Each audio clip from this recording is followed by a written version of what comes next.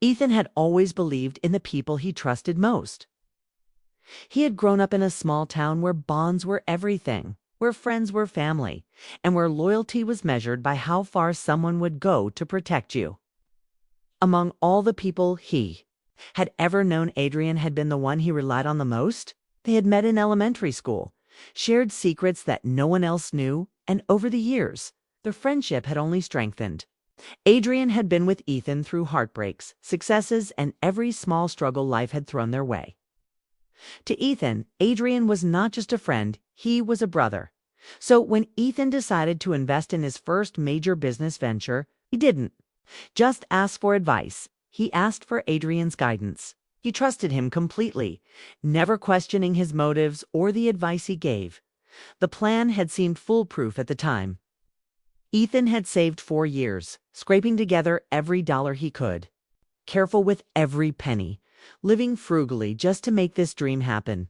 The business was supposed to be a small online startup, something manageable, something that could grow steadily. He believed in the idea, and he believed in Adrian. Adrian's calm, confident demeanor made Ethan feel safe. His friend assured him that everything was in order, that the financial arrangements were secure, and that the venture would succeed. For weeks, Ethan poured himself into the project. He worked late nights, refined every detail, reached out to potential clients, and made every effort to ensure the venture's success. Every time he had a doubt, Adrian was there to reassure him, to guide him, to explain the risks in a way that made them seem small, manageable, even negligible. Ethan trusted him without hesitation. He believed that trust and loyalty were enough to guarantee honesty, that someone who had been with him through thick and thin would never betray him.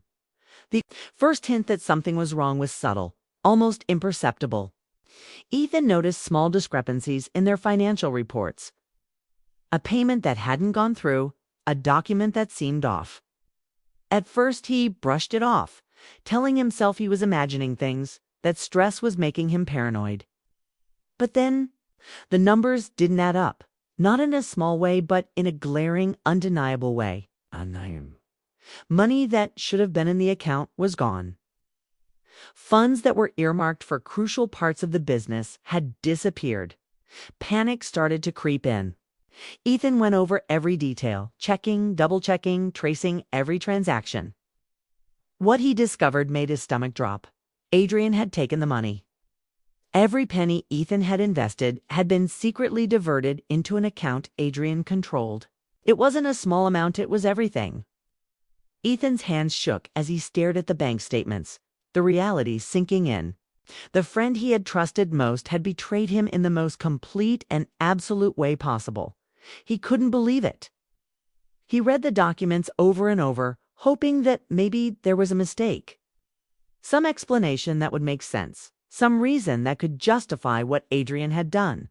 There wasn't. There was only the stark, cold truth. Adrian had lied, deceived, and stolen from him. The first wave of emotion was disbelief. Ethan couldn't process what had happened. He had trusted Adrian with everything: his money, his time, his dreams, and Adrian had betrayed him without hesitation. The disbelief quickly turned to shock, a numbness that left him staring at the ceiling at night, unable to sleep. The betrayal gnawed at him, relentless and consuming. Every memory of their friendship was suddenly tainted. Every shared laugh, every secret, every promise of loyalty now seemed hollow. Then came the anger. It started quietly, a flicker in the pit of his stomach, but it grew, building into a roaring fire that consumed rational thought. Ethan wanted to scream, to confront Adrian, to demand answers that he knew would never come. He felt a burning need for retribution, a desire to make Adrian understand the depth of the hurt he had caused. It wasn't just about the money. Money could be replaced. The real loss was trust, the sense of safety, the bond that had been broken. Adrian hadn't just betrayed him financially, he had violated the core of their friendship. He had shattered the foundation of everything Ethan had believed in. Ethan tried to reach Adrian, calling and texting, desperate for an explanation. Adrian answered at first, calm and collected, offering vague excuses, claiming misunderstandings, promising to fix things.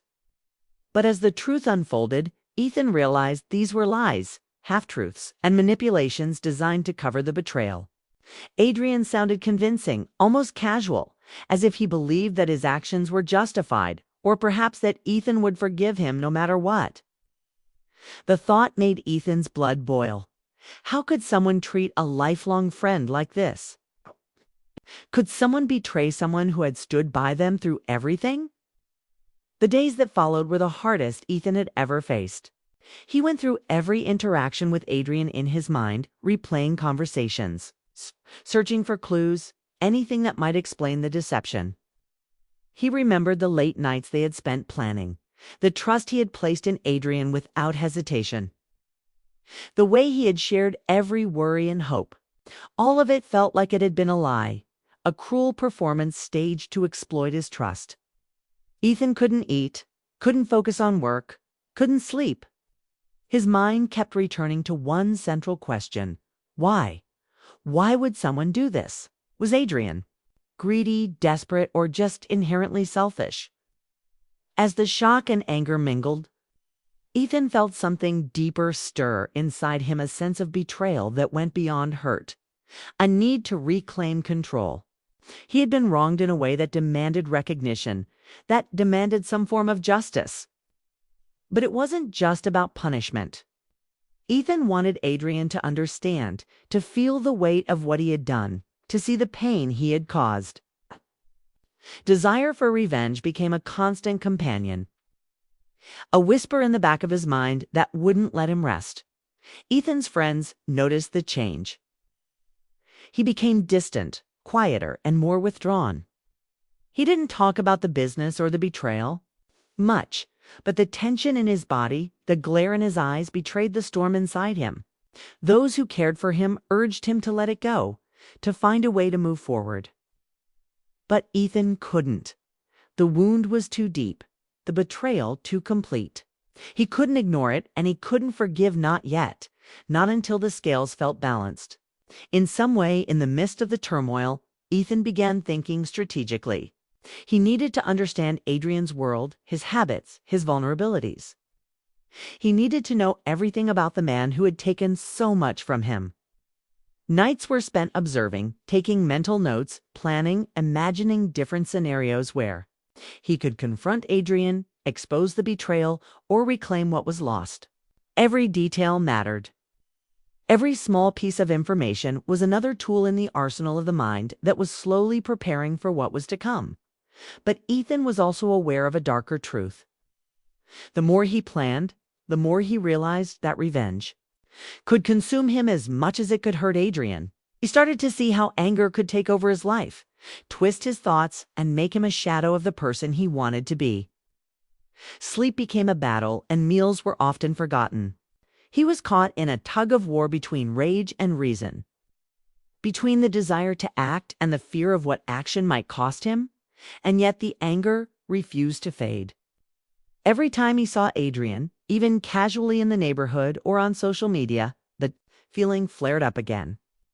Adrian moved as if nothing had happened, smiling, joking, living his life without a care.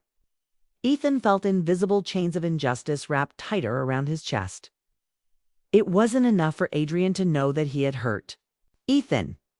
Ethan wanted Adrian to feel the consequences, to understand the depth of the wound.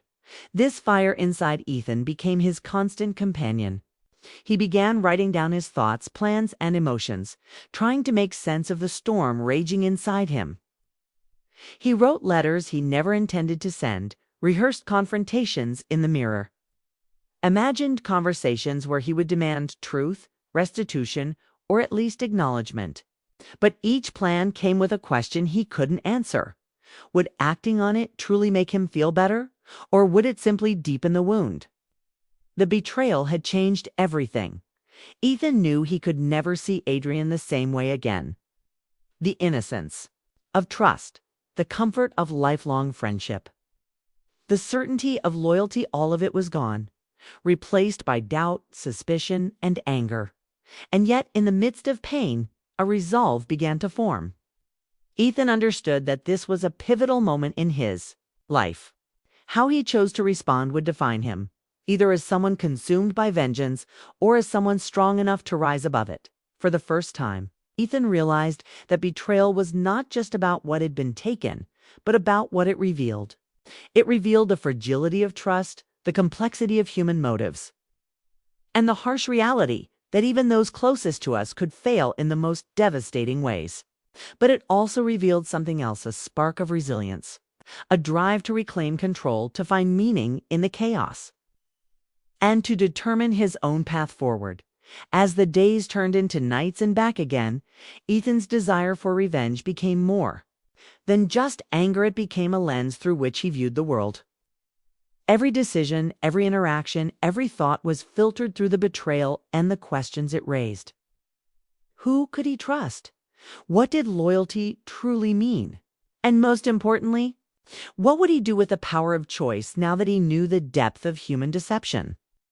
After the shock of betrayal, Ethan found himself trapped in a storm of thoughts.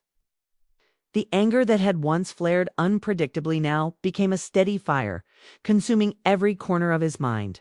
He could think of nothing else. Adrian's deceit, the money stolen, and the trust shattered beyond repair.